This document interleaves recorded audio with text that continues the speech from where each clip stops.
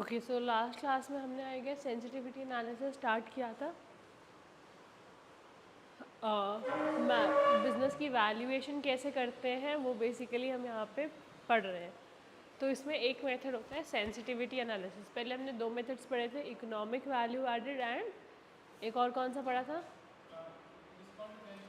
Discounted cash flows. अब basically हम जहाँ पे भी हम दो मेथड्स अभी और पढ़ेंगे, इसमें भी हम डिस्काउंटेड कैश फ्लोज का ही यूज़ करेंगे। लेकिन सिर्फ डिफरेंस क्या है अब सेंसिटिविटी एनालिसिस में, ये कहता है कि जो हम फ्यूचर की बात कर रहे हैं दैट इज़ अनसर्टेन। मैंने कहा कि शुरू के हम यही बात कर रहे थे, अभी तक हमने जो क्वेश्चंस पढ़े कि शुरू के 4 इयर्स 5 इयर्स कैश फ्लो हमने कहा इतना इतना होता रहेगा। हमने कहा 10,000 कैश फ्लो होगा, फिर नेक्स्ट ईयर में 15,000 होगा, 20,000 होगा। 3 साल 4 साल 5 साल तक हम क्या करते हैं, एग्जैक्टली एस्टिमेट करते हैं। उसके बाद एक यूजुअली हमने जो देखा कि एक ट्रेंड चलता है कि हाँ एक बेस बन जाती है कि हाँ 5% इंक्रीज़ होगा, 10% इंक्रीज़ होगा, तो एक ग्रोथ फैक्टर अलग से आ जाता है।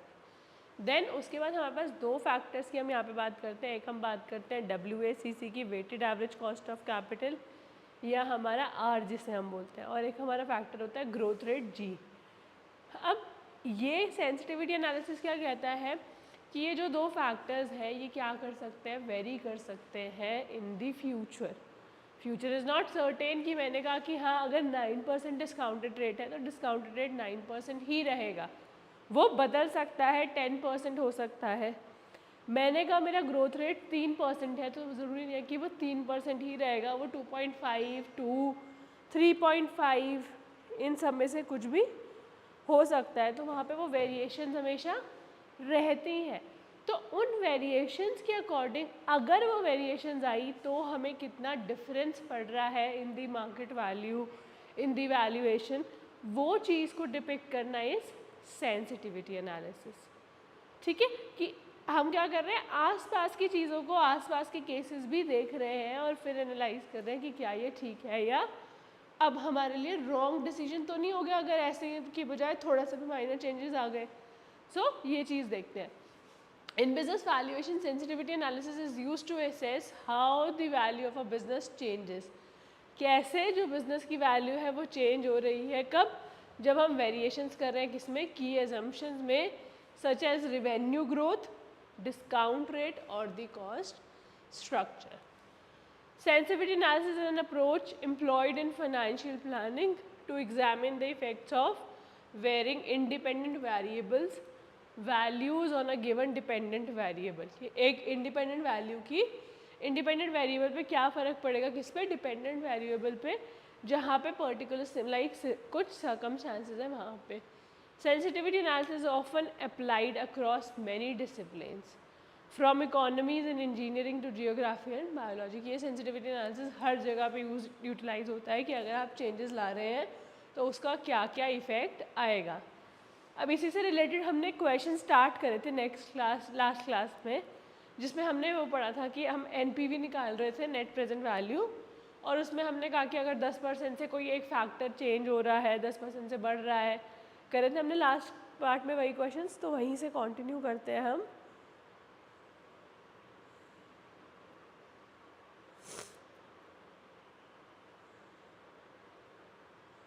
लास्ट क्लास में हमने ये वाले क्वेश्चंस करे थे basically,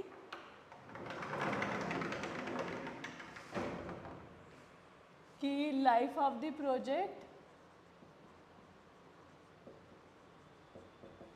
6 years, cost 35 lakhs, annual cash flow 12 lakh per annum, discounted rate 10%। फिर हमने इसमें अलग अलग केसेस देखे थे। क्या केसेस थे कि प्रोजेक्ट कॉस्ट जो है वो 20% से बढ़ गई, प्रोजेक्ट कॉस्ट 20% से बढ़ गई इन केस, तो 35 लाख की बजाय कॉस्ट कितनी हो गई, 42 लाख रुपीज़। याद है ये वाला क्वेश्चन किया था? इसी का ही अब हम आगे थोड़ा ज़्यादा डिफ़िकल्ट वर्जन अभी आज की क्लास में करेंगे। ये वाला क्वेश्चन एक बार ये हमने लास्ट क्लास में किया था, कोई भी डाउट नहीं आया याद आ रहा तो एक बार लास्ट क्लास देख लेना। देन अब इसी का ही फर्दर आगे क्वेश्चन है, पढ़ो। You are valuing a company using the discounted cash flows method, the following are the base case assumptions. Free cash flows आपको 5 सालों के लिए दे रखे हैं कि 5 सालों तक ये फ्री कैश फ्लोज है। डिस्काउंटेड रेट आपको रेट कितना दे रखा है 10%। टर्मिनल ग्रोथ रेट कितना है 3%। तो लॉन्ग टर्म कैश फ्लो वो कह रहे हैं जो ग्रोथ रेट है that is after year 5 that is 3%। अब एक बेस केस बनाना है वैल्यूएशन के लिए, एक तो हमें नॉर्मल वैल्यू बतानी है। बेस केस बताना है मतलब ये सारे चीज़ें यूज़ करके एक वैल्यू बतानी है फर्म की कितनी होगी। देन एक सेंसिटिविटी एनालिसिस बताना है जिसमें आपके डिस्काउंटेड रेट 10 की बजाय 9, 10, 11 ये तीनों है। 9 भी हो सकता है, 10 भी हो सकता है, 11 भी हो सकता है, तीनों है। और जो टर्मिनल ग्रोथ रेट है वो दैट इज़ 2, 3 एंड 4%। मतलब ये 10% अभी यहाँ पे हमारा था और ये 3% एक बेसिक केस था। आपको क्या बताना है जिसमें 10 की बजाय 9 और 11 और 10 तीनों केसेस हो और जो ग्रोथ रेट है वो 2, 3 और 4 कुछ भी हो।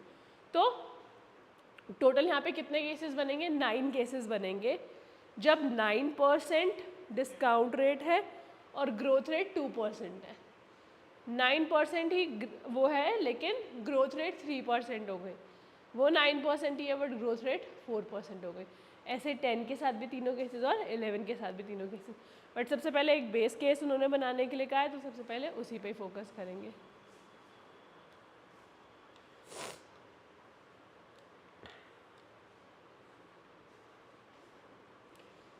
अब ईयर 1 तो हमें क्या चाहिए पीवी ऑफ 1। पीवी ऑफ हमें क्या पता है कैसे निकालते हैं, 5 लाख है, नीचे कितना आ जाता है 1 प्लस 10% है तो 0.10 raise to the power 1। 5 lakh divided by 1.1 454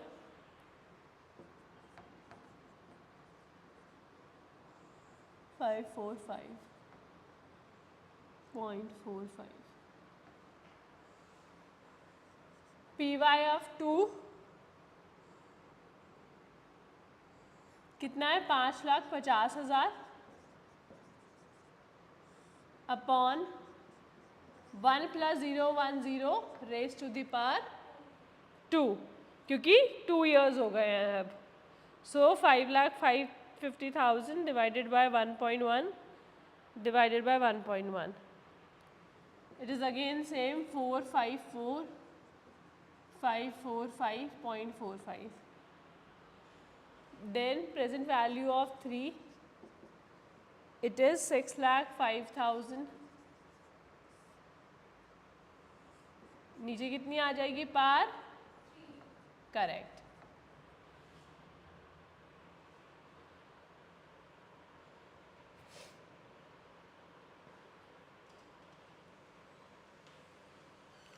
one 1.1 divided by 1.1 divided by 1.1. Answer is again same, यही वाला आ रहा है हमारा 54545.45। देन नेक्स्ट ईयर के लिए 6,65,500।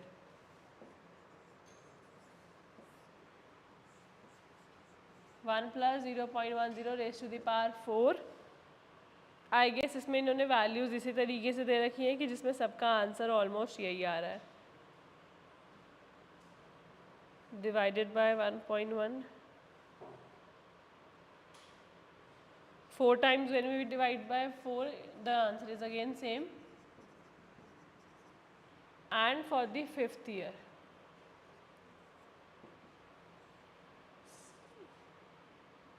7,32,050 divided by 1 plus 0.10 raised to the power 5.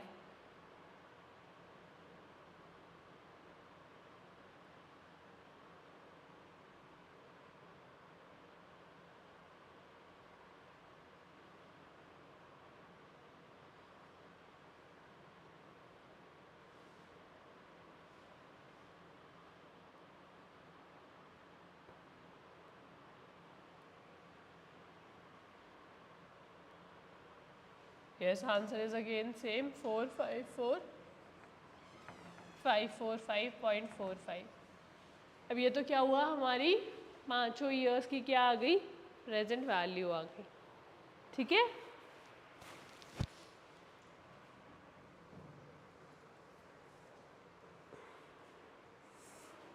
अब इसके बाद क्या करते हैं, टर्मिनल वैल्यू निकालते हैं।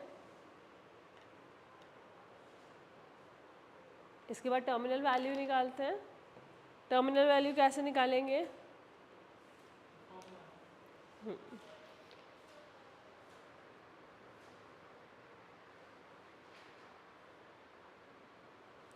कौन सा फॉर्मूला है टर्मिनल वैल्यू का,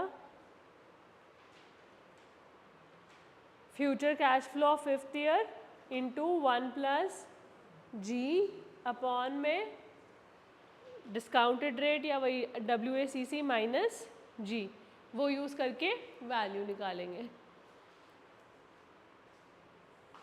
so terminal value will be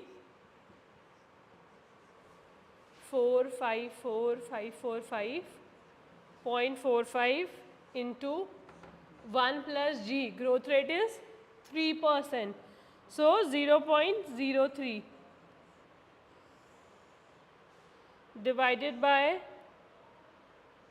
0.10, 0.03, कितना बन जाएगा हमारा आंसर, divided by 0.07।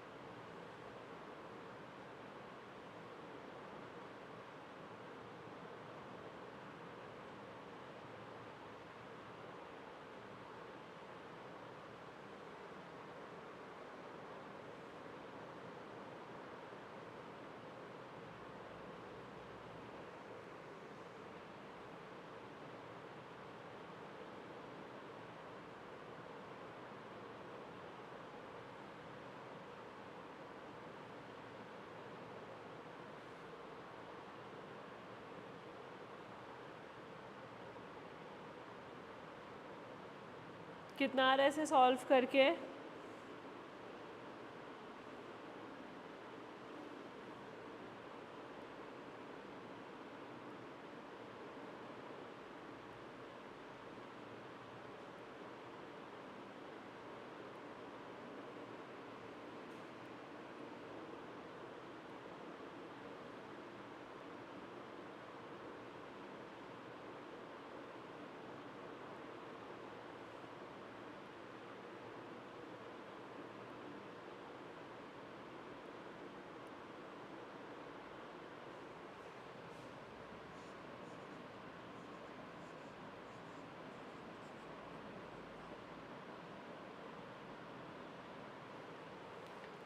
यही आ रहा है आंसर आप लोगों का भी, करा है?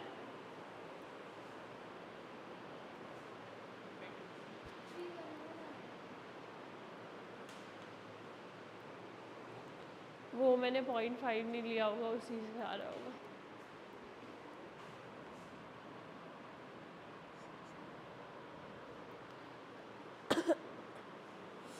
अब टोटल वैल्यू ऑफ कितनी हो गई,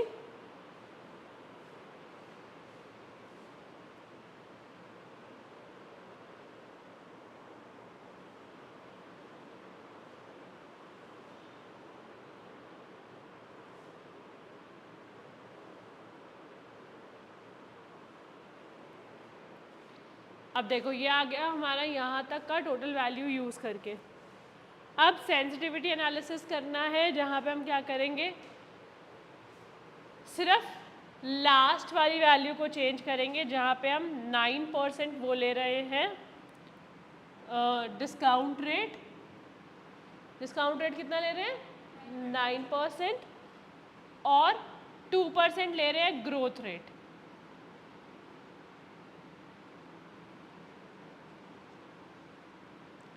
ग्रोथ 2% ले रहे हैं। तो ये वाले केस में हम क्या करेंगे, अब पहले प्रेजेंट वैल्यू निकालेंगे, बेसिकली मतलब टर्मिनल वैल्यू निकालेंगे इसको यूज़ करके, फिर उस टर्मिनल वैल्यू की क्या करेंगे, प्रेजेंट वैल्यू निकालेंगे। यहाँ पे तो हमारे पास ये टर्मिनल वैल्यू थी, अब यहाँ पे लेकिन क्योंकि ये 0.10 था, अब ये कितना हो जाएगा 0.09।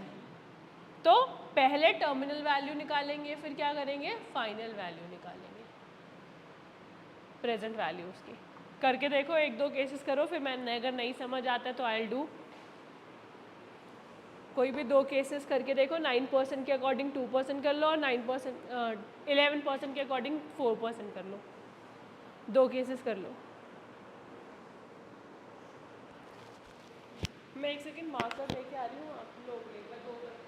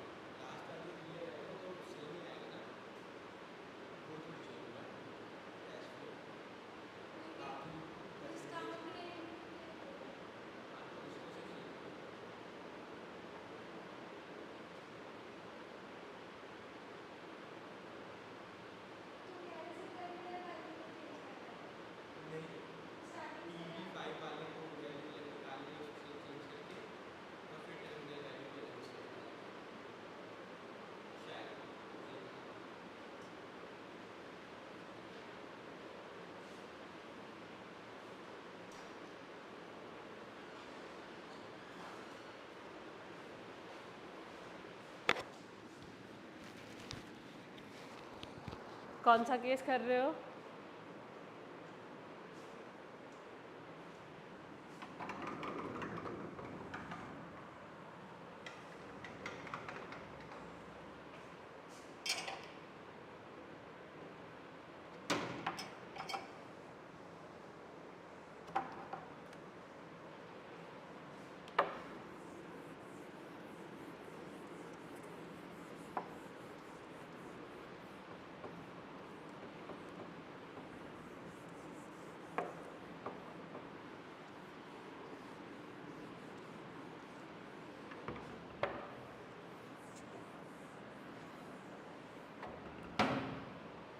तो अब 732050 ये वैल्यू थी लास्ट ईयर की। अगर हमें वैसे प्रॉपर टेबल बनाना है, 9% यहाँ लिखा, ऊपर लिख दिया 2%, 9%, या यहीं पे साथ में लिख लेते हैं, ऐसे तो थोड़ा सा अप्रोप्रिएट नहीं बैठ रहा। इसके अकॉर्डिंग 2% का केस, इसके अकॉर्डिंग 3% का केस और इसके अकॉर्डिंग 4% का केस।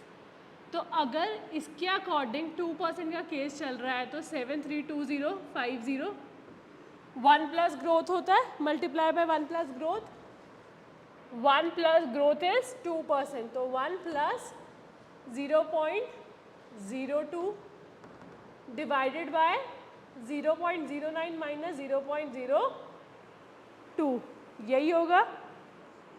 कितना आ रहा है आंसर निकाल लिया अगर तो 732050 by 1.02 divided by 0.07।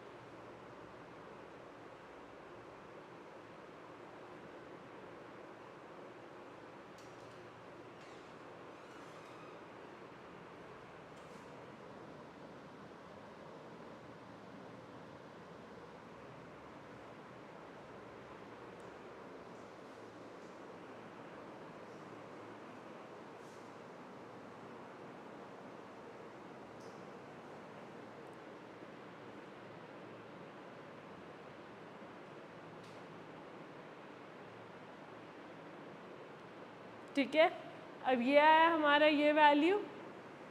अब क्या करेंगे, इसकी ही प्रेजेंट वैल्यू निकालेंगे। तो इसकी प्रेजेंट वैल्यू निकालने के लिए क्या होगा,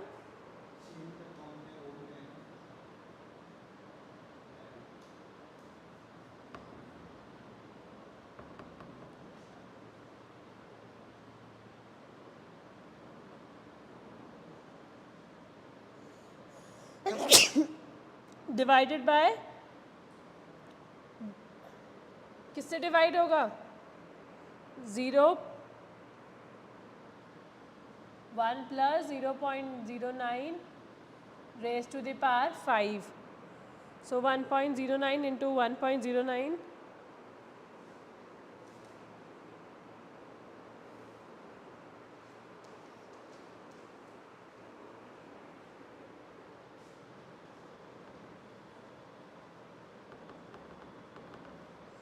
1.53862।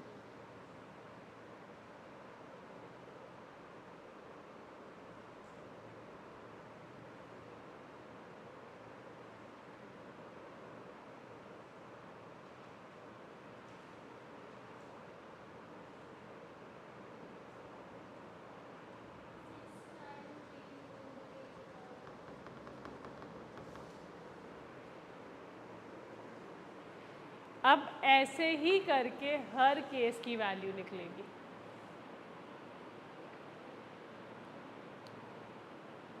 समझ आया कि हुआ क्या है? एक बार दोबारा से रिपीट करती हूँ कॉन्सेप्ट, अब ज़्यादा रिलेट कर पाओगे जब वैल्यूज़ देख लेंगे। हमारा टॉपिक चल रहा था सेंसिटिविटी एनालिसिस।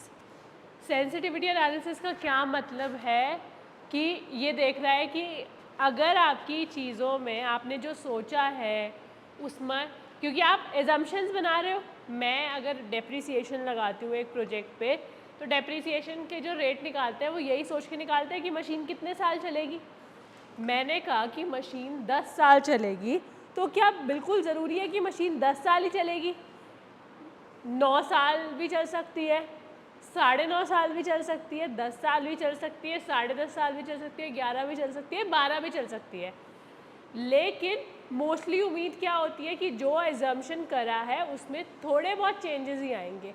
तो इसीलिए अगर हमने यहाँ पे एक बेस केस में 10% अज्यूम कर रखा था, तो मैंने कहा कि अगर 10% अज्यूम किया है तो चेंजेस कितने होंगे, 9% या 11% तक, क्योंकि हम ऑलरेडी बहुत रिसर्च करके एजम्पशंस बनाते हैं। तो जो वेरिएशंस आएंगी वो थोड़ी बहुत ही आएंगी, बहुत ज़्यादा नहीं आएंगी। तो हमने यहाँ 2 मेजर फैक्टर्स की वेरिएशंस देखी हैं। किस किस की? एक ग्रोथ रेट की, एक डिस्काउंटेड रेट की या कॉस्ट ऑफ कैपिटल की।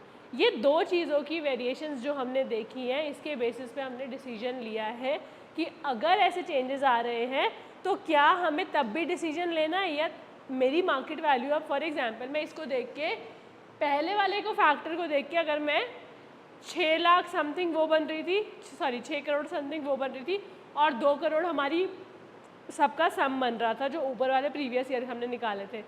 तो अगर मैं वो 2 करोड़ और 6 करोड़ 8 करोड़ रुपए अगर कंपनी की वैल्यूएशन दे रही हूँ, टोटल वैल्यू ऑफ एंटरप्राइज अगर मैं 8 लाख रुपए 8 करोड़ रुपए दे रही हूँ, तो क्या अगर फ्लक्चुएशंस आती हैं तो वो कितना डिफ़र कर सकता है।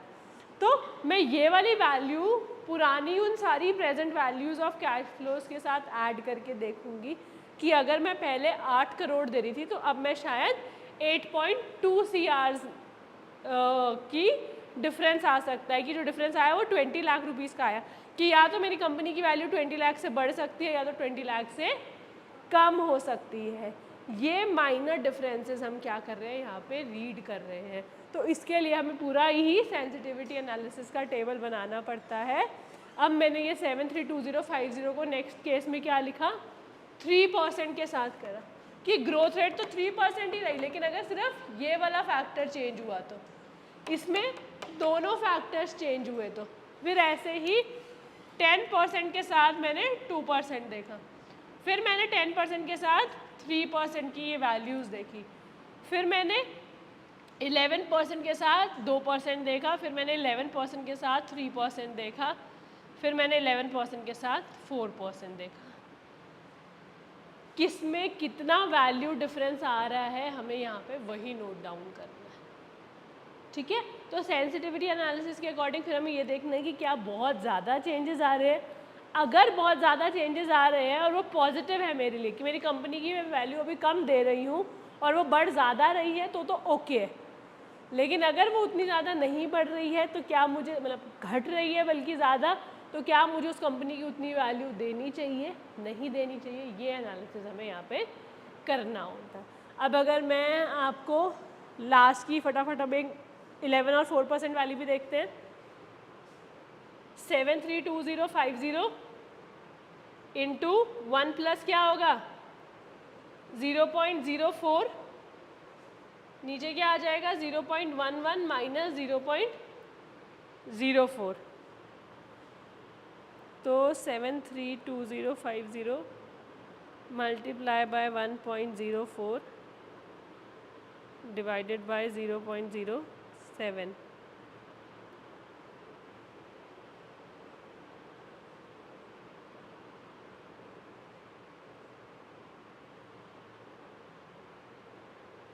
अब ये आ गई हमारी टर्मिनल वैल्यू। अब इसकी प्रेजेंट वैल्यू देखने के लिए क्या करेंगे, 1 plus 0.11 raise to the power 5 से डिवाइड कर देंगे, तो 1.11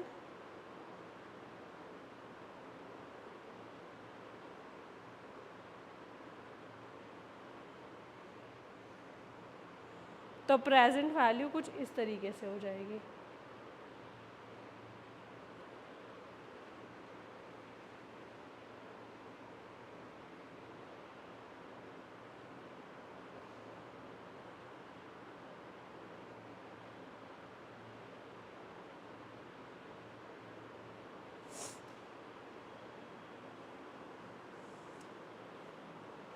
तो पता नहीं, एक तो कैलकुलेटर में क्या इशू आने लग गया है, ई वैल्यू कर देता है बीच में।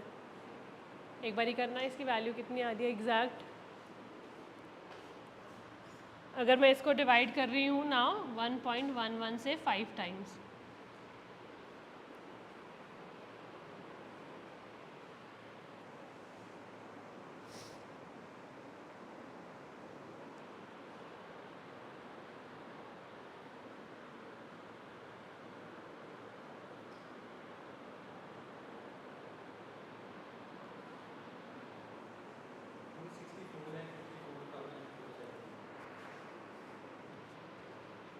सिक्सटी फोर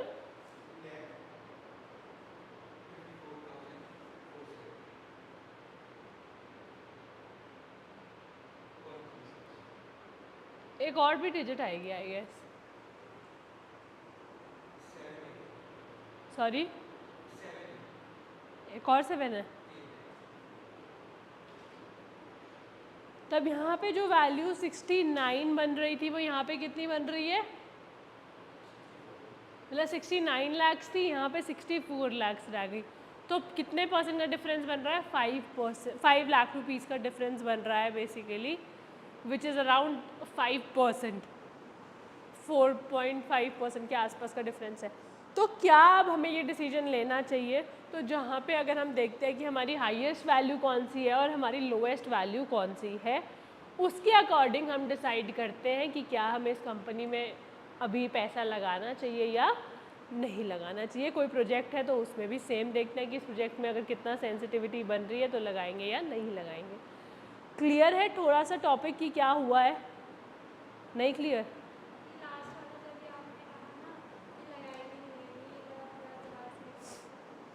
ये देखो मैंने कहा कि यहाँ पे कितना डिफरेंस आ गया, अगर फैक्टर्स चेंज हुए तो कितना डिफरेंस आया, अराउंड 5 लाख रुपीज़ का डिफरेंस आया।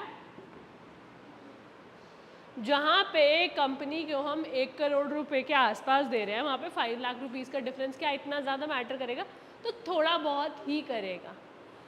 वहीं पे अगर एक वैल्यू 69 आ रही है और एक जगह पे वैल्यू 55 आ रही है, अब डिफरेंस कितना हो जाएगा, 14 लाख का। कि मैंने ये जो फैक्टर बदले मेरे, इसकी वजह से डिफरेंस कितना आ गया, 14 लाख रुपीज़ का आ गया। तो डिफरेंस क्या है, ज़्यादा बढ़ रहा है। तो कुछ फैक्टर अगर मेरे फेवर में नहीं गए तो मुझे क्या हो सकता है, 14 लाख रुपीज़ का लॉस हो सकता है। तो क्या अब मैं इन्वेस्ट करूँगी उस कंपनी में या नहीं, तो I need to think wisely, I need to like see the scenario again कि हाँ कितनी पॉसिबिलिटी है ये वाले केसेस आने की, उसके अकॉर्डिंग फिर वाइजली डिसीजन लेंगे। क्योंकि सेंसिटिविटी एनालिसिस यही कहता है कि आप क्या कर रहे हो, आप अपने वेरिएबल फैक्टर्स और इन को देख रहे हो कि अगर उनमें कोई चेंजेस आते हैं तो आपकी कंपनी पे क्या असर पड़ रहा है। तो मेरी कंपनी की वैल्यू अगर उस फेवर में जाएगी तो उसको 14 लाख रुपए की उसकी वैल्यू घट रही है, तो 2-3 लाख रुपए समझ आता है, बट 14, 15, 20 लाख क्या हो जाता है, ज़्यादा हो जाता है लॉस। 2-3 लाख का तक का लॉस होगा तो शायद आप रिस्क ले लोगे।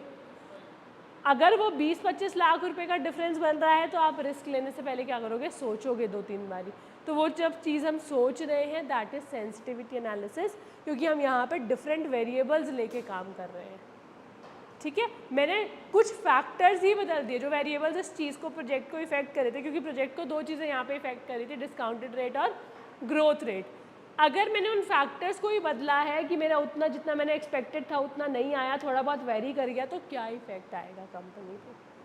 ठीक है,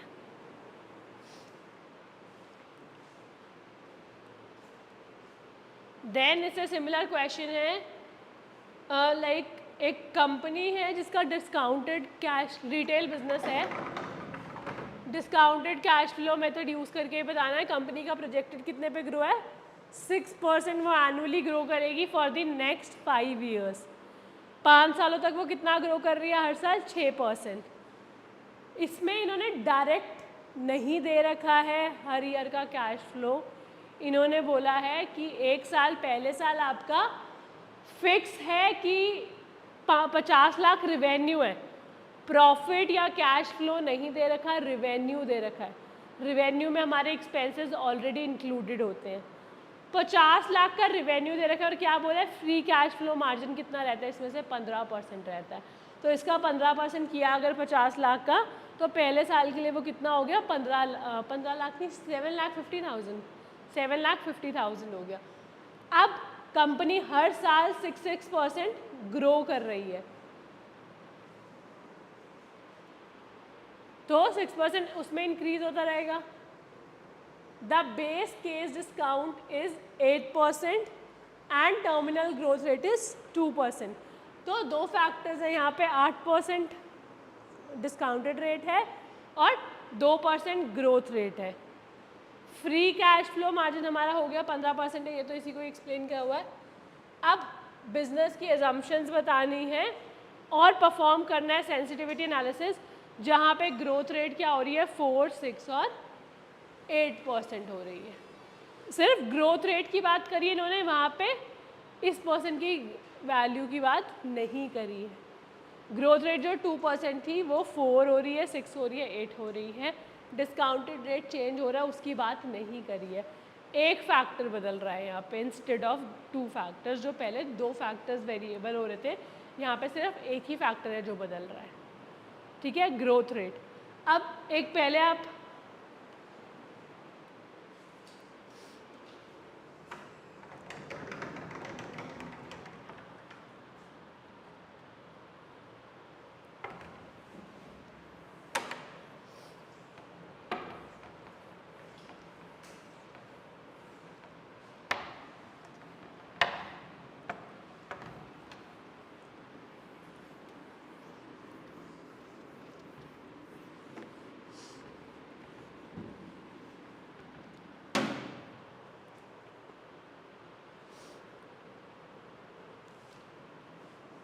फर्स्ट ईयर का रिवेन्यू है 15 लाख,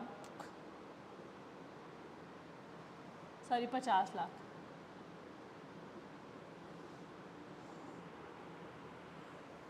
फ्यूचर कैश फ्लो कितना है, या free cash flow sorry, 50 lakh का 15% that is 7,50,000। This is in year 1, this is year 1। Year 2 में कितना हो जाएगा, 7,50,000 प्लस 6% ऑफ 7,50,000, वही हो जाएगा, क्योंकि 7.5 लाख और वो एनुअली ग्रो कर रहा है ना 6%। उन्होंने कहीं पे बोला था ये ना रेवेन्यू इज, सॉरी ये डस्ट कर रही है।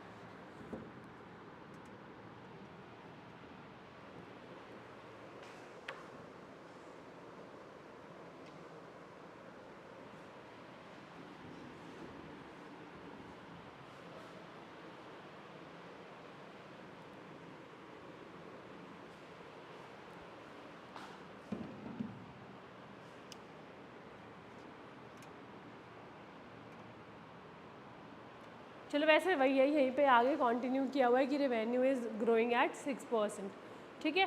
तो इसी में ही हमारा कितना हो जाएगा, हम 6% डायरेक्टली ना लिख के क्या कर देते हैं, 1 पॉइंट इससे मल्टीप्लाई करेंगे तो भी वही आंसर बनेगा।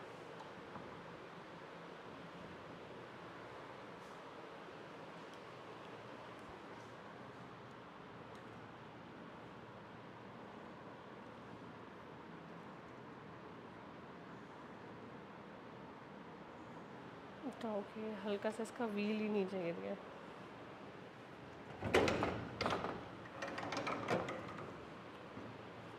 ठीक है, क्लियर है कि ऐसे करके हम इसकी वैल्यू निकाल देंगे तो कितनी वैल्यू बन जाएगी, 1 + 6%, 7,50,000 इंटू 1.06, 7,95,000 हो गया। आप चाहो तो 7,50,000 का 9%, सॉरी 6% अलग से निकाल सकते हो, लाइक 7,50,000 का 6% अगर मैंने निकाला 45,000 आ गया, तो 7,50,000 प्लस 45,000 7,95,000 तब भी बन जाएगा। आप चाहो तो आप इसे इस तरीके से भी कर सकते हो, क्योंकि ये भी अल्टीमेटली 1 + 0.06 कर रहे हैं, तो इट मीन्स इसकी 100% वैल्यू और इसकी 6% एक्स्ट्रा वैल्यू। अब थर्ड ईयर में क्या है, इसके अकॉर्डिंग ग्रो करेगा, तो थर्ड ईयर में 7 लाख 95,000 इंटू 1 प्लस 006 कितना हो गया?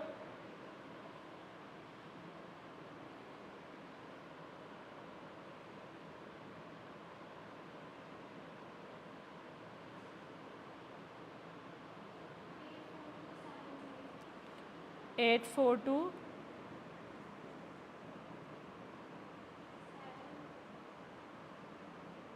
00। ऐसे ही हम फोर्थ ईयर का और फिफ्थ ईयर का भी रिवेन्यू वो निकाल सकते हैं, कैश फ्लो मार्जिन।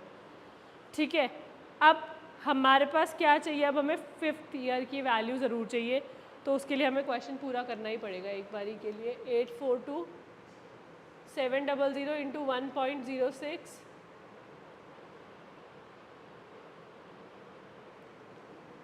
893262 इंटू 1.06 946857।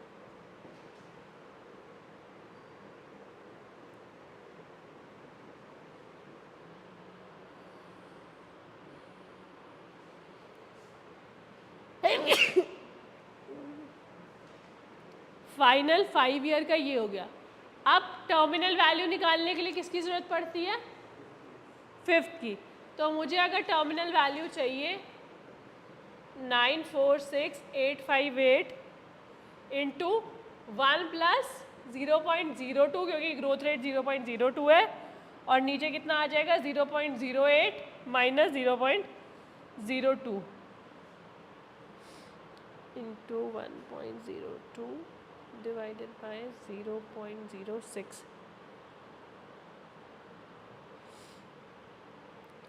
160,96586।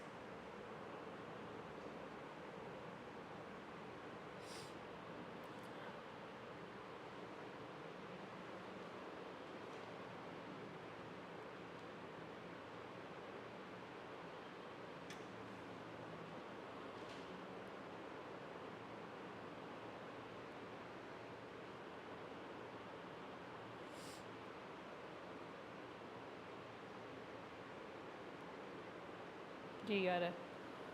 अब ये हमारी हो गई टर्मिनल वैल्यू 2% के अकॉर्डिंग। अब इसकी अगर मैं प्रेजेंट वैल्यू निकालती हूँ तो किससे डिवाइड करना पड़ेगा? For the present value of TV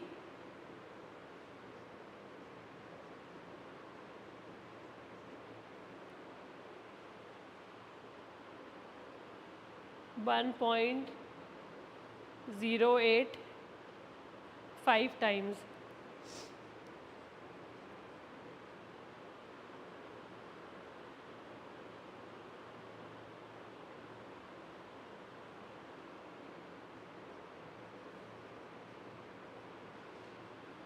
1.469 something बन रहा है।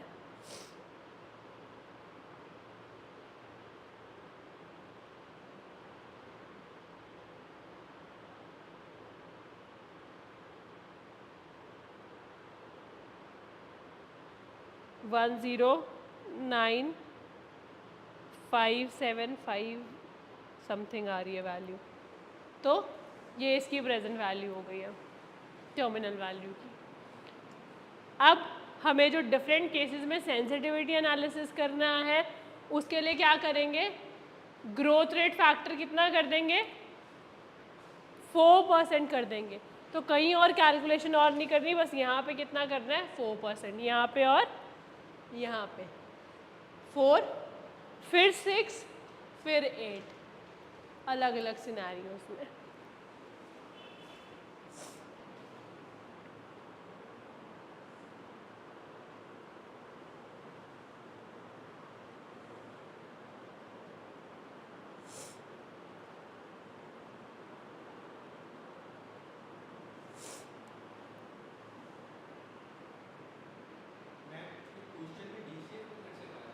हाँ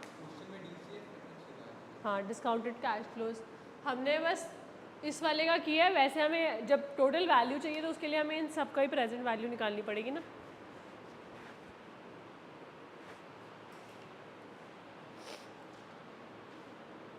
जैसे हमने अभी पहले वाले क्वेश्चन में करा था, हमने सबकी प्रेजेंट वैल्यू निकाली थी, ऐसे ही इसमें भी निकलेगी सबकी प्रेजेंट वैल्यू, वही होगा हमारा डिस्काउंटेड कैश फ्लो से एंटरप्राइज की वैल्यू।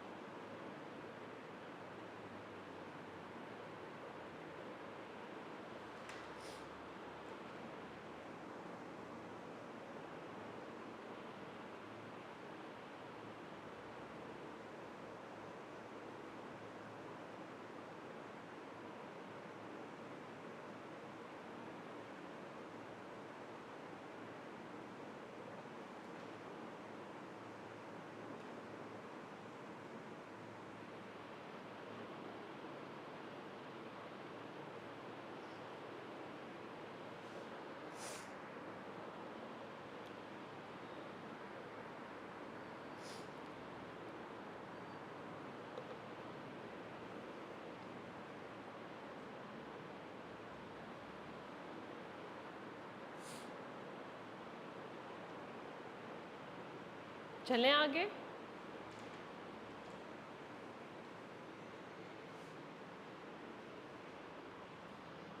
बेसिकली इन सब क्वेश्चंस में अभी तक हमने जितने भी मेथड पढ़े हो वही चीज़ रही है कि डिस्काउंटेड कैश फ्लोज ही हैं, बस सेंसिटिविटी एनालिसिस में बस ये नया आया था कि आपके पास डिफरेंट केसेस वैरी कर रहे हैं और उन केसेस को लेके आपको डिस्काउंटेड कैश फ्लोज निकालने। तो मेनली आपको यहाँ पे प्रेजेंट वैल्यू निकालनी आनी चाहिए, टर्मिनल वैल्यू निकालनी आनी चाहिए। देन अगर टर्मिनल वैल्यू की प्रेजेंट वैल्यू नहीं है तो हम वो भी निकाल देते हैं और उन सबको ऐड करके क्या बना देते हैं, total value of an enterprise. ठीक है, इस केस में बस जो 2-3 9% 10% बस रेट्स बदल रहे हैं, तो वो रेट्स के अकॉर्डिंग हम जो एक स्टेप कर रहे थे वो 2-3 दोबारा लाइक एक तरीके से दोबारा ही पूरा क्वेश्चन करना पड़ रहा है, क्योंकि मैंने पहले 9% रेट के अकॉर्डिंग किया, मैं 10% रेट के अकॉर्डिंग करूँगी, तो वो थोड़ा सा बस ये चीज़ अलग आ रही है, बाकी सब सेम है। देन नेक्स्ट क्या है, स्लम्प सेल। स्लम्प सेल में क्या होता है, बेसिकली जब हम क्या करते हैं, पूरी एक कंपनी को एक साथ बेचते हैं एक ही लम्प सम अमाउंट में। इसमें एसेट्स लाइबिलिटीज़ की अलग अलग वैल्यू नहीं करी जाती, सीधा एक फर्म की वैल्यू करी जाती है, that is the only the purchase consideration basically. ठीक है, सो अ slump sale refers to the transfer of one or more undertakings as a lump sum consideration without assigning individual values to the assets and liabilities. Assets और liabilities को कोई अलग से value नहीं दी जाती, बल्कि फर्म की एक वैल्यू दी जाती है। The valuation of a business in a slump sale is critical as it helps determine the fair price of the transaction. Like section 50B of the Finance Act of 2021 has been revised to clarify that the phrase slump value या slump sale includes transfers made through any means and the market like fair market value on the transfer date would be regarded as full value of consideration, कि जो आपने उस time के according जो भी fair value थी market की वही आपकी फुल वैल्यू ऑफ कंसिडरेशन मानी जाएगी, बाद में आपका उस पर कोई राइट नहीं रहेगा। जो भी उस टाइम की क्या थी, फेयर मार्केट वैल्यू थी आपकी कंपनी की, that is only our full value of consideration, कि आप जो बेच रहे हैं that is only the FVC, full value of consideration. So in order to calculate capital assets calculate करने के लिए हम फेयर वैल्यू देखते हैं for the section 50B in the income tax act of 1961.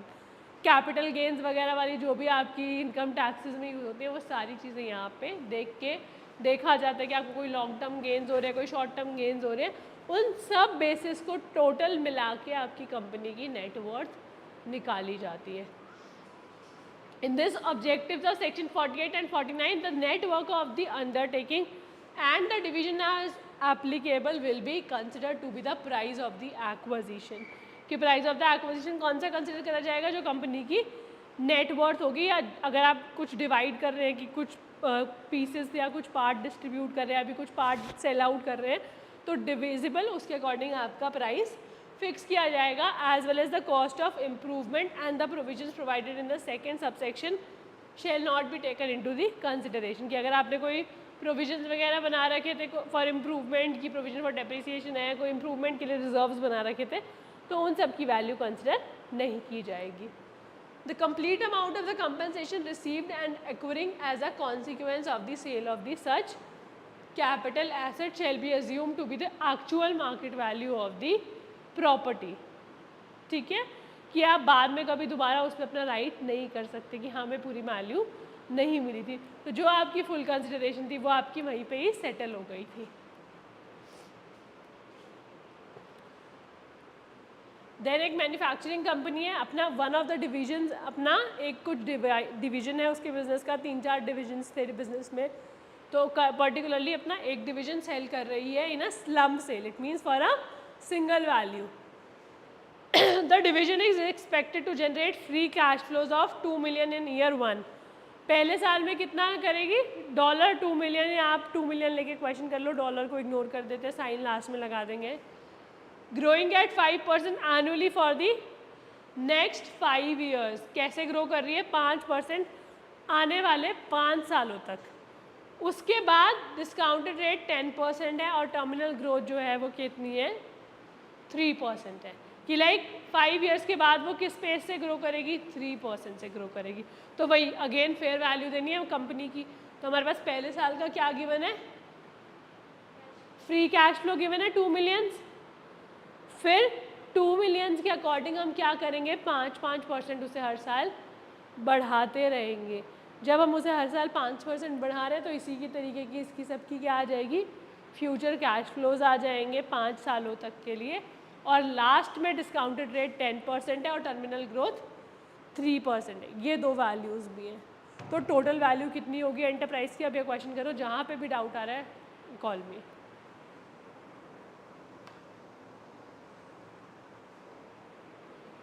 कुछ नहीं करना है, सिर्फ पहले ये देखना है कि फ्यूचर कैश फ्लोज कैसे ग्रो कर रहे हैं हर साल. फ्यूचर कैश फ्लोज निकालो, इसी सिनेरियो की तरह वहाँ पे 6% बढ़ रहे थे, यहाँ पे 5% बढ़ रहे हैं, और शुरू की वैल्यू 2 million है. उसके बाद उसकी प्रेजेंट वैल्यू निकलेंगी सबकी, और लास्ट वाले की टर्मिनल वैल्यू निकलेगी, और सबको ऐड कर देंगे. कह तो आप सही रहे हो, पर हमें कुछ समझ नहीं आया है.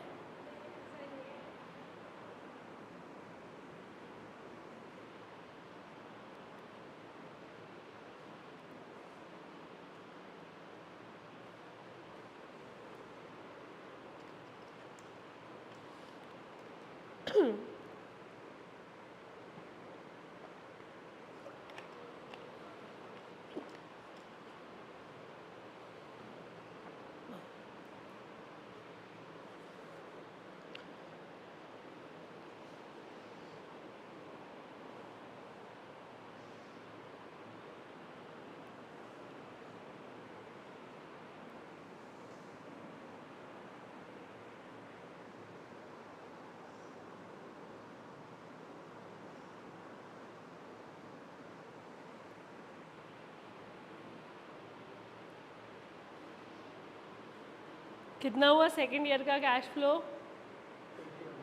हाँ करेक्ट.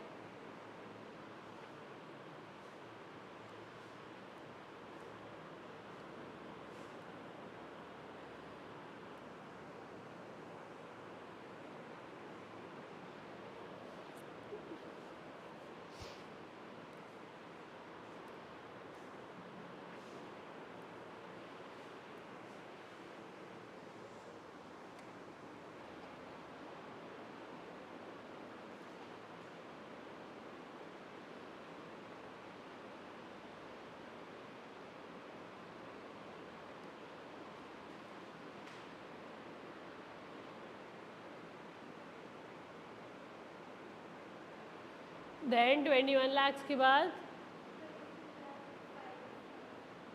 करेक्ट। क्वेश्चन करते हैं बेटे प्रैक्टिकल, अगर टाइम मिले लिख तो बाद में भी लेंगे घर जाके, आपको कह रही हूँ लिख घर जाके लेंगे, प्रैक्टिकल क्वेश्चन करो, जहाँ पे भी डाउट आ रहा है डू आस्क मी।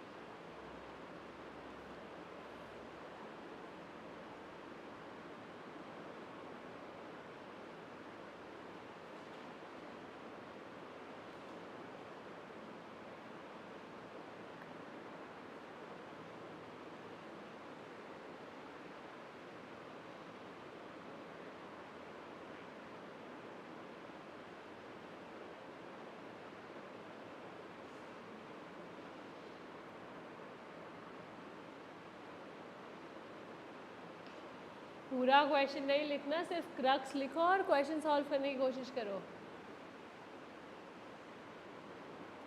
ऐसा कुछ आइडिया है कि पेपर में प्रैक्टिकल अटेम्प्ट नहीं करना? तो फिर प्रैक्टिकल प्रैक्टिस करो। अगर एक माइंडसेट होता है कि भाई नहीं मुझसे प्रैक्टिकल नहीं होगा, मैं नहीं अटेम्प्ट करता, तो अलग बात है। हो गया? दिखाओ, देना उसकी नोटबुक।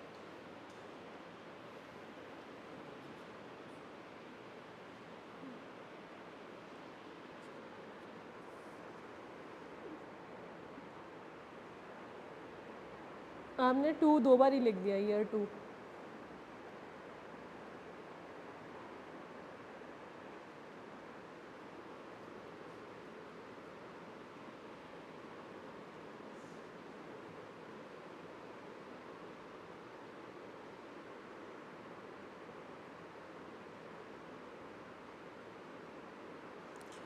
बेटा देखो, अगर आपने टर्मिनल वैल्यू में ऑलरेडी फ्यूचर कैश फ्लो ही लिया है, तो ये ऑलरेडी इसकी क्या आएगी, प्रेजेंट वैल्यू ही आएगी।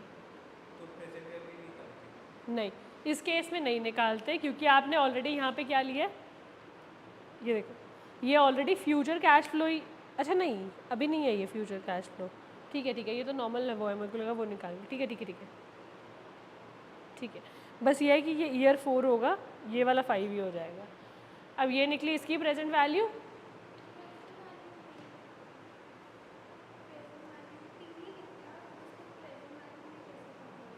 कोई भी चीज़ को प्रेजेंट वैल्यू में कन्वर्ट करना है, जैसे हमें हर ईयर, अभी इन्होंने पूरा नहीं हुआ क्योंकि हर ईयर को प्रेजेंट में नहीं किया कन्वर्ट। प्रेजेंट में करने के लिए हमें क्या करना पड़ता है, जो भी वैल्यू है डिवाइडेड बाय 1 प्लस जो भी फैक्टर है, जैसे 10% है, 8% है, यहाँ पे इस क्वेश्चन में 10% है, तो 1 प्लस जी नहीं, discounted rate 1 plus WACC raise to the power n, जितना भी नंबर ऑफ ईयर्स है। जैसे ये वाला 5 ईयर्स का है, क्योंकि 5 ईयर्स के बाद की टर्मिनल वैल्यू है, तो उसकी वैल्यू 5 हो जाएगी। पहले वाले का करेंगे, अगर जहाँ पे 2 लाख रुपीज़ है, तो 2 लाख डिवाइडेड बाय 1 प्लस 0.1 यानी 1.1, तो उसमें रेज टू द पावर 1 होगी, फिर रेज टू द पावर 2 हो जाएगी सेकेंड ईयर में, अगर मुझे इसकी निकालनी है। इसे ये 2 लाख था, 20 लाख था पहले, divided by 1 plus 0.1 raise to the power 1, क्योंकि पहला साल था, तो 20 lakh divided by 1.1। Second year के लिए 21 लाख हो गई वैल्यू, तो 21 1.01 raise to the power 2। Third year के लिए यहाँ पे 3 आ जाएगा, यहाँ पे 4 आ जाएगा, यहीं पे 5 आ जाएगा। टर्मिनल वैल्यू भी 5th ईयर की है, तो इसलिए वहाँ पे भी कितना आएगा, 5 आएगा। ठीक है, अब नेक्स्ट क्वेश्चन पे मूव करते हैं।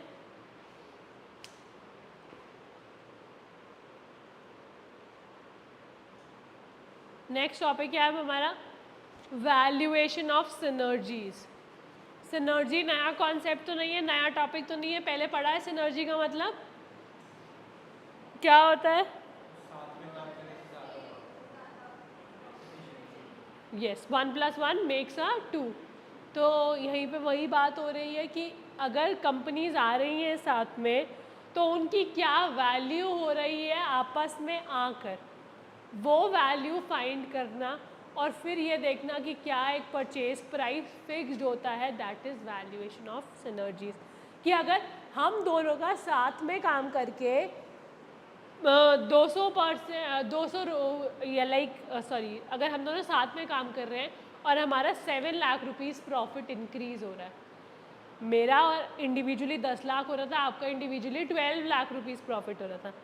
अब अगर हम दोनों साथ में काम कर रहे हैं तो हमारा टोटल और 7 लाख रुपीज़ प्रॉफिट ऐड हो रहा है, यानी कि 10 लाख मेरा, 12 लाख आपका, तो टोटल 22 लाख रुपीज़ हुआ, प्लस 7 लाख कौन सा, जो हमें सिनर्जी की वजह से प्रॉफिट ऐड ऑन होगा। तो हमारा टोटल प्रॉफिट कितना हो गया? 29 लाख हो गया। उसके अकॉर्डिंग कंपनी की अब मार्केट वैल्यू नहीं निकालना, that is valuation of synergies. कि जो हमें बेनिफिट मिल रहा है उससे हमारी कंपनी की एक्चुअल वैल्यू अब क्या हो रही है, जिस पे हम परचेज कंसिडरेशन फिक्स करेंगे। So synergy is the extra value that results from the merger of two businesses. It is the increased value that results from the companies pooling their resources together. कौन सी value है ये जो increase value हुई? क्यों? क्योंकि दो companies अपने resources को क्या कर रही है, एक साथ पूल कर रही हैं, एक साथ लेकर आ रही है, which would not be possible for them to do alone. This extra value may come from lower expenses, कि या तो हमारे खर्चे कम लग रहे हैं या किसी रीज़न की वजह से हमारी इनकम ज़्यादा हो रही है, कि मे बी सेल्स ज़्यादा हो रही है तो इनकम ज़्यादा हो रही है, या प्रॉफिट मार्जिन ज़्यादा बढ़ रहा है, तो किसी भी वजह से हमारी एक्स्ट्रा वैल्यू आ रही है। बाय इंक्रीजिंग सेल्स, या तो सेल्स बढ़ गई, cutting cost above and beyond what each firm could accomplish on its own. तो वाला हमें यहाँ पे ये चीज़ ज़रूर मेंशन करनी है कि जो फर्म अकेले नहीं कर सकती थी, क्योंकि यहाँ पे भी आया कि company can not achieve on its own, और यहाँ पे भी कहीं कहीं आया था कंपनी की अलोन नहीं कर सकती, क्योंकि अगर अकेले कर लेगी तो उसे किसी की ज़रूरत नहीं है। अगर मैं खुद से अपने खर्चे को कम कर सकती हूँ, अपना इनकम जनरेट कर सकती हूँ, तो मुझे किसी और की वैल्यू, किसी और की ज़रूरत नहीं है। मुझे ज़रूरत ही वहाँ पे है जहाँ पे क्या है, मेरी वैल्यू क्या हो रही है, कम हो रही है। ठीक है, just give me a minute.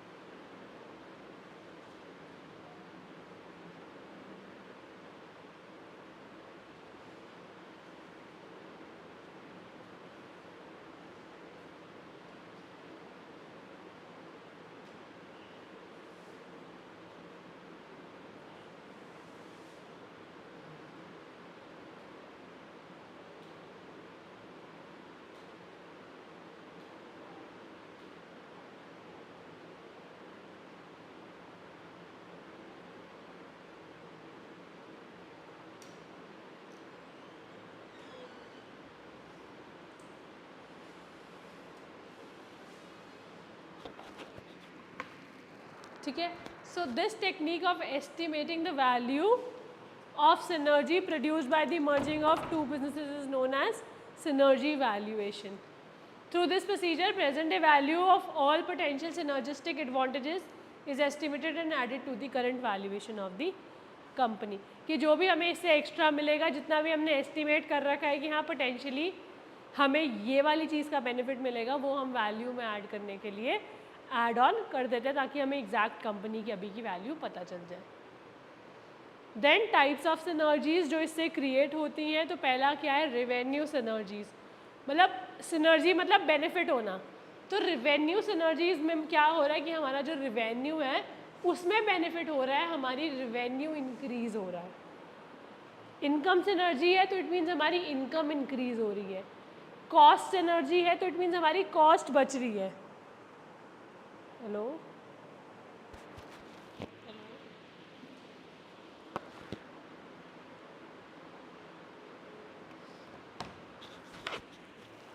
so business can assess new markets and goods to create revenue synergies that allow them to access new client bases and income streams.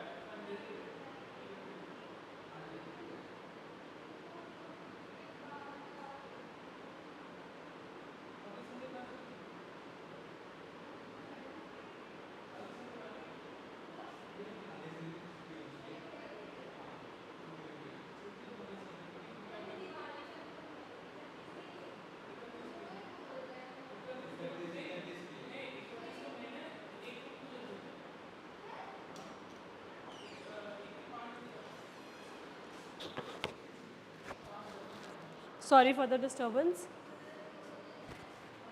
ठीक है, so business can assess new markets and goods to create revenue synergies. कि कैसे होगा, अब कोई भी दो companies अगर आपस में मर्ज कर रही हैं तो दोनों को क्या मिलेगा, एक दूसरे के कस्टमर्स मिलेंगे. तो जब मुझे आपके कस्टमर्स मिल रहे हैं तो मुझे कोई न्यू मार्केट मिल रहा है, आपको मेरे कस्टमर्स मिल रहे हैं तो मुझे कोई, आपको कोई न्यू मार्केट मिल रहा है. तो दोनों को जब न्यू मार्केट्स मिल रहे हैं उनकी सेल्स इंक्रीज हो रही है. तो जब सेल्स इंक्रीज हो रही है तो पैसा ज़्यादा आएगा, तो रेवेन्यू क्या हो रहा है, इंक्रीज हो रहा है. So like new client basis and income streams. Business that combine can access each others previously inaccessible markets by making use of a shared distribution network they may reach a wider audience. क्योंकि advertisement की cost जो है वो अब दोनों को एक ही साथ पड़ेगी. वैसे अलग अलग एड्स कराने की अलग अलग कॉस्ट पड़ती, किसी भी वे में वो एडवर्टीज़ कर रहे हैं खुद को. तो अब क्या हो रहा है कि अब एडवर्टाइज़ कर रहे हैं तो एक साथ ही कर रहे हैं, तो ज़्यादा कम पैसे में क्या कर सकते हैं, खुद को ज़्यादा एडवर्टाइज अच्छे से कर सकते हैं, क्योंकि एक साथ वो दो चीज़ों को एडवर्टाइज किया, मतलब एक तरीके से जो भी एडवर्टीजमेंट का मेथड खुद से बेटर हो गया है, क्योंकि नाम मिल गया कहीं ना कहीं किसी और का, तो उसकी वजह से भी एक रीच बढ़ जाती है. Then additionally a diversified product line creates chances for cross and upselling which boosts the market share. कि अगर आप लोग दो डिफरेंट प्रोडक्ट्स बेच रहे हो कि आपके में डाइवर्सिफाइड प्रोडक्ट्स हो गए, तो उसकी वजह से भी क्या होगा, आपका रीच और बढ़ सकता है, क्योंकि अब आप हो जो सिंगल जगह पे दो चीज़ें बेच रहे हो, तो एक लोग ये था ना कि एक चीज़ लेने आए तो दूसरे की भी सेल्स अल्टीमेटली बढ़ जाती है, तो वो वाला कहीं ना कहीं आपको बेनिफिट मिलेगा और आपका मार्केट शेयर क्या हो जाएगा, बढ़ जाएगा. The 2014 merger of Lafarge and Holcim Services as an illustration of this, as it gave the new company the most extensive selection of the construction materials, cements and aggregates available worldwide. तो इसकी वजह से जो इनका merger था उसकी वजह से ये कंपनी बहुत ज़्यादा शेयर इनका बहुत बढ़ गया था. So the broadest and the most varied geographic coverage, that was a better position to take advantages of chances for expansion in the new markets and recovery of established markets, as well as the capacity to support innovation skills for creating novel and sustainable goods and solutions to them. Then cost synergies. Cost synergies क्या है, basically जब मैंने कहा कि अगर हमारी क्या हो रही है, कॉस्ट कहीं ना कहीं कम हो रही है, तो कॉस्ट हमारी फाइनेंशियल भी कम हो सकती है. बेसिकली कैसे, क्योंकि जब आपके पास दो कंपनीज़ के इकट्ठे पैसे लगे हुए हैं तो कहीं ना कहीं आपको इंटरेस्ट रेट कम पड़ता है. इंटरेस्ट रेट बेसिकली जब आपको कम पड़ रहा है तो आपकी फाइनेंशियल स्टेटमेंट्स इंप्रूव हो रही है. लाइक आप जितना ज़्यादा कंपनी से बैंक से लोन लेते हैं वो आपको पर इंटरेस्ट रेट उतना कम दे देते हैं. और जब अब आपके पास इतनी बड़ी कंपनी हो गई कि आपके पास दो कंपनीज़ के नाम हो गए, तो आपको लोन मिल भी, या आपके पास और भी मेथड हो जाते हैं पैसों को अवेल करने का, तो फिर आप वही पैसे का अवेल करते हो जो आपको सबसे चीपेस्ट सोर्स पड़ रहा होता है, तो वो कहीं ना कहीं आपको फाइनेंशियली स्टेबल भी करता है. So statement of income synergies में क्या है, financial synergies like reduced interest rate, tax synergies such as the ability to offset losses or lower the tax rate, कि आपको टैक्स भी शायद कभी ना कभी कम देना पड़ सकता है, कि अगर एक कंपनी का या एक पार्ट में लॉस हो रहा है तो आप वो लॉस को ऑफसेट कर सकते हो अपने टोटल प्रॉफिट से. एक सेगमेंट में आपका लॉस हुआ और फिर आपने क्या किया, आपने टोटल प्रॉफिट से उसको ऑफसेट कर लिया, तो आपका जो एक्चुअल फिर नेट प्रॉफिट निकला वो कम निकला. तो बिकॉज ऑफ दैट मर्जर आप वो ऑफसेट कर पाए उस लॉस को, तो आपको टैक्स भी कहीं ना कहीं कम देना पड़ सकता है, तो टैक्स का बेनिफिट हो सकता है, जिससे फाइनेंशियल कंडीशंस क्या है, बेटर हो सकती है. Synergies can be noticed in several areas such as reduction in the cost of the goods sold, कि जो आप गुड्स बेच रहे हो उसको जो गुड्स बनाने के पैसे लग रहे हैं वो कम हो सकते हैं. मार्केटिंग यानी कि एडवर्टाइज करने के एक्सपेंसेस कम हो सकते हैं, क्योंकि कॉस्ट की बात कर रहे हैं हम. बाकी जो जनरल एडमिनिस्ट्रेटिव एक्सपेंसेस होते हैं वो बहुत कम हो जाते हैं, क्योंकि दोनों का एक ही जगह पे पेपर वर्क हो रहा है, तो वो पेपर वर्क बच जाता है. सीए वगैरह आपको कम हायर करने पड़ते हैं, तो जितना भी ऐसे जनरल एडमिनिस्ट्रेटिव एक्सपेंसेस हैं वो भी क्या होते हैं, कहीं ना कहीं कम हो जाते हैं. और आपके रेंट्स बच जाते हैं जगह के, कि आपका बिजनेस एक ही जगह पे हो गए तो टोटल ओवरऑल रेंट कम हो गया. And streamlined operational expenses. The combined firm experiences immediate cost reduction as a result of these synergies. Then balance sheet energies में कि इनकम स्टेटमेंट के साथ साथ आपकी जो ऑपरेटिंग लिक्विडिटी है वो भी इम्प्रूव होती है, कि आपके पास जो कैश इन हैंड है वो भी अच्छा रहता है, कि आपके पास प्रॉपर कैश इन हैंड है, बिकॉज अब दोनों के कैश हैं आपके पास, तो आपकी जो लिक्विडिटी है, करंट रेशो है, वो क्या होती है, इम्प्रूव होती है. कैपिटल एक्सपेंडिचर की एफिशिएंसीज हैं, क्योंकि अब आपने जो खर्चा किया, जो मशीन यूज़ करी है, जो मशीन खरीदी है, उनका आप बिल्कुल एफिशिएंट यूज़ करोगे जब तक वो, क्योंकि अब दो लोग उस सिंगल मशीन पे काम कर रहे हैं. पहला कोई एक पर्सन काम कर रहा था, अगर मैंने अब एक बाइक खरीदी और वो साथ में ही डोमिनोज और पिज़्ज़ा हट दोनों हैं और वो दोनों की डिलीवरी कर रहे हैं, तो वो क्या होगा, वो बाइक कभी भी खाली नहीं रहेगी, फटाफट यूटिलाइज होती रहेगी. तो कैपिटल एक्सपेंडिचर क्या होगा, इम्प्रूव होगा because of such conditions. Then these synergies lead to improved capital efficiency even if they might not immediately cut the expenses. कि immediately अगर expenses कम नहीं भी हो रहे फिर भी वो जो लिक्विडिटी रेशियो वगैरह आपकी इंप्रूव हो रही है उसकी वजह से ही आपको बेनिफिट्स मिल जाते हैं. Then the third one is financial synergies. This might arise from combining two businesses by making the merged company finances and capital structure as efficient as possible.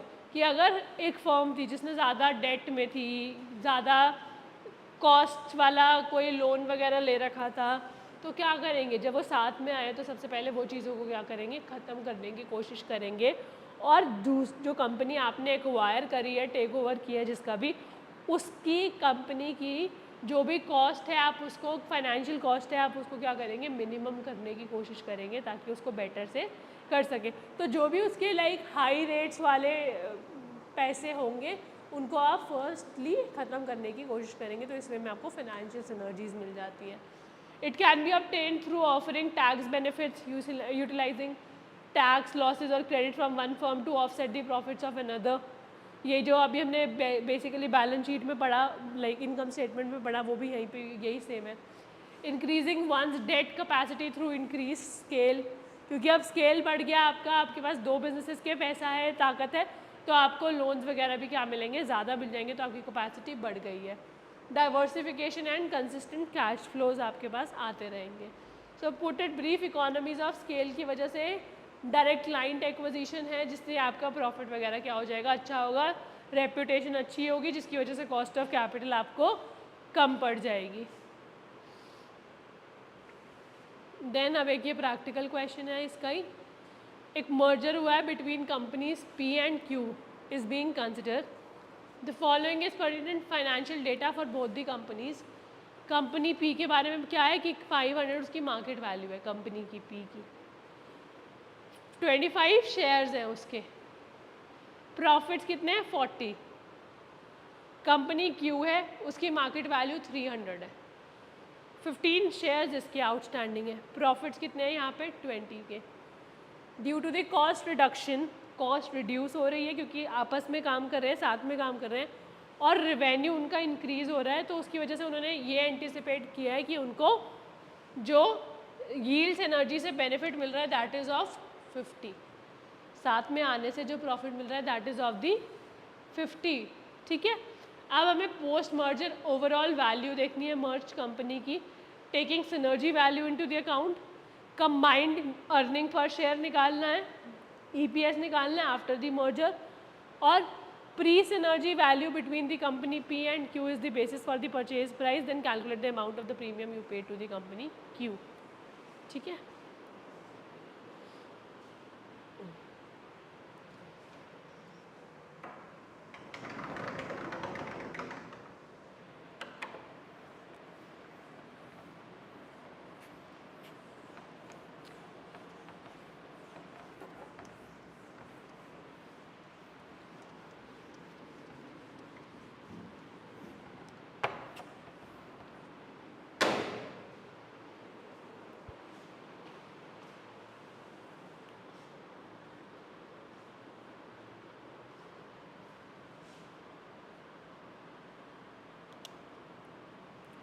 सबसे पहले तो हमें क्या निकालनी है, ओवरऑल वैल्यू निकालनी है आफ्टर मर्जर या पोस्ट मर्जर.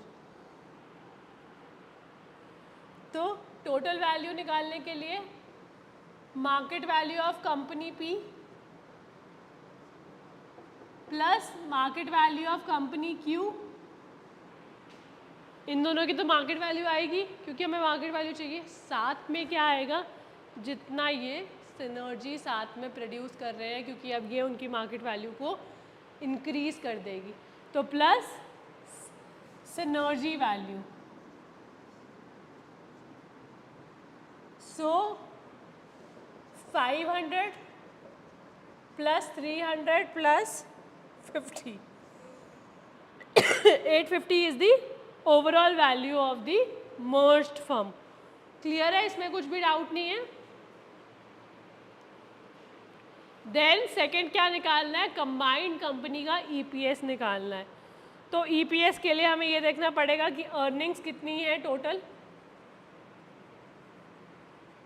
टोटल अर्निंग्स निकालने के लिए अर्निंग ऑफ A, P और earning of Q. Earning of P कितनी है 40, अर्निंग ऑफ क्यू कितनी है 20, क्योंकि वही बोला हुआ है ना कि 40 है प्रॉफिट और 20 है, तो टोटल अर्निंग्स कितनी हो गई 60। टोटल मार्केट शेयर कितना हो गया, सॉरी टोटल शेयर्स कितने हो गए, मार्केट शेयर नहीं टोटल शेयर्स कितने हो गए, 25 पी के शेयर्स थे, 15 किसके थे क्यू के शेयर्स थे, तो टोटल कितने हो गए 40 शेयर्स हो गए। ईपीएस कैसे निकालते हैं, अर्निंग्स अपॉन में नंबर ऑफ शेयर्स, तो अर्निंग्स इज 60 और नंबर ऑफ शेयर्स इज 40, तो कितना हो गया 1.5 is the new EPS. Then third में क्या निकालना है, pre synergy value between company P and company Q is the basics, तो हमें कैलकुलेट करना है अमाउंट ऑफ प्रीमियम जो आप पे करेंगे। तो प्री सिनर्जी वैल्यू कितनी थी कंपनी की 800, करेक्ट, क्योंकि 500 और 300 थी। देन प्री सिनर्जी वैल्यू पर शेयर के अकॉर्डिंग अगर मैं देखती हूँ तो पर शेयर के अकॉर्डिंग कितनी वैल्यू थी कंपनी की 800 टोटल और 40 शेयर्स थे, तो कितनी हो गई 20 रुपीज़। अब परचेज प्राइस क्या हो जाएगा, pre synergy value into shares of company Q. Pre synergy value कितनी निकली,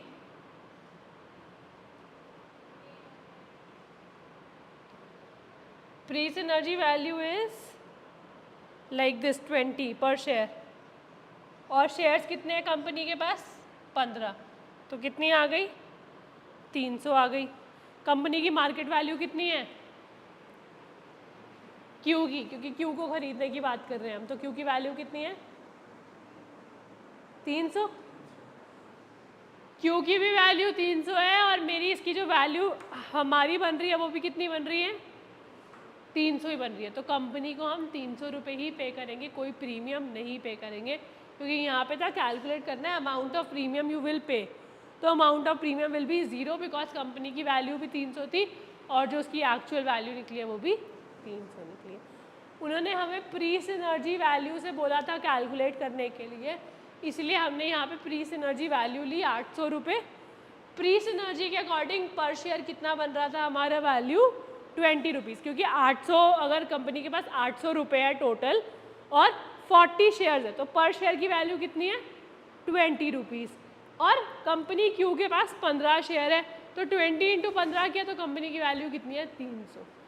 अगर पोस्ट मर्जर होता कि पोस्ट मर्जर वैल्यू निकालनी होती तो ये कितनी हो जाती 850,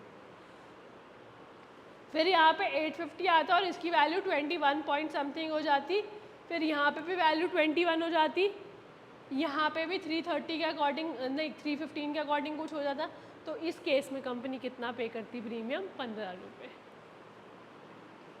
क्लियर है, या कंपनी की जो वैल्यू है वो कम होती तो भी यहाँ पे कुछ चेंजेस आ सकते थे, तो हमें अमाउंट ऑफ प्रीमियम निकालना है तो ऐसे ही निकलेगा कि अगर वो कंपनी कुछ पे कर रही है और कंपनी की वैल्यू कितनी है उन दोनों का डिफरेंस।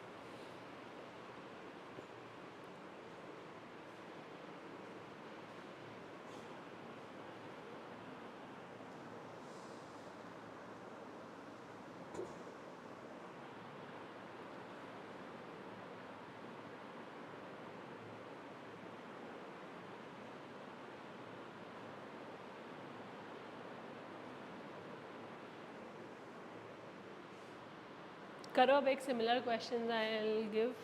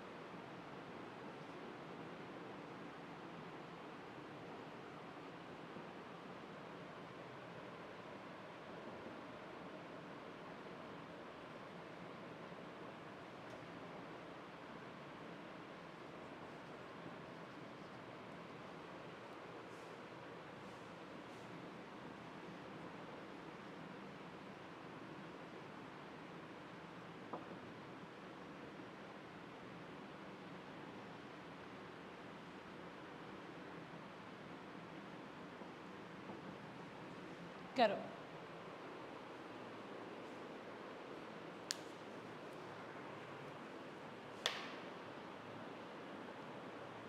ये साथ साथ अटेंडेंस है।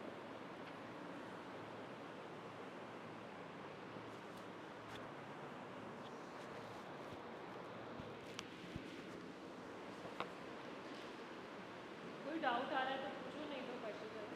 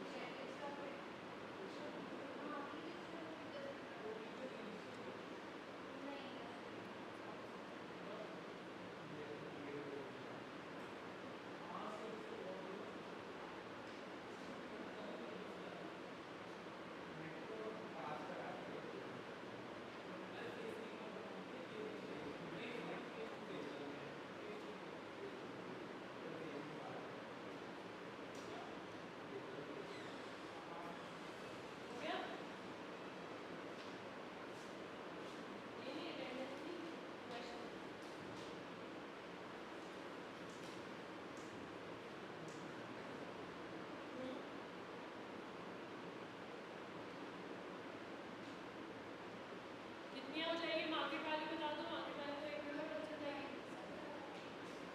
17 लाख। आपने मुझे लग रहा है पहले वाले को 2 लाख समझ लिया है। 20 लाख तक कोई बात नहीं, 2 लाख के अकॉर्डिंग ठीक है करा। अगर पहले पार्ट को 17 लाख ठीक है। अर्निंग पर शेयर कितना निकला? Earning per share 3 + 2 5 lakhs divided by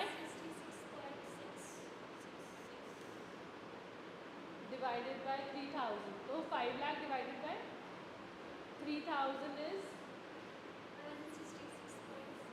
ठीक है।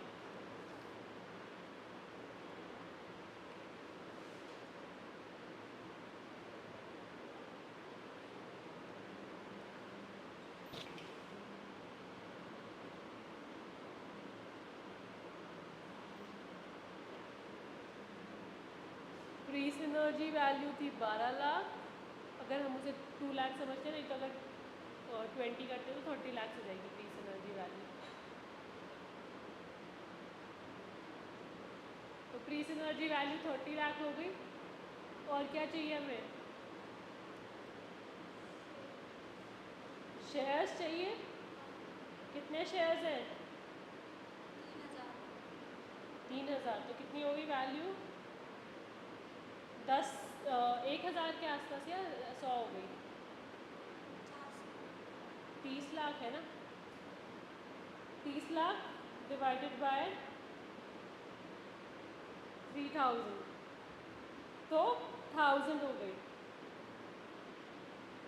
1000 आई पर शेयर की वैल्यू। अब क्यू के कितने शेयर, एल के कितने शेयर्स थे? 10,000 इंटू 1,000 शेयर, तो ये भी अगेन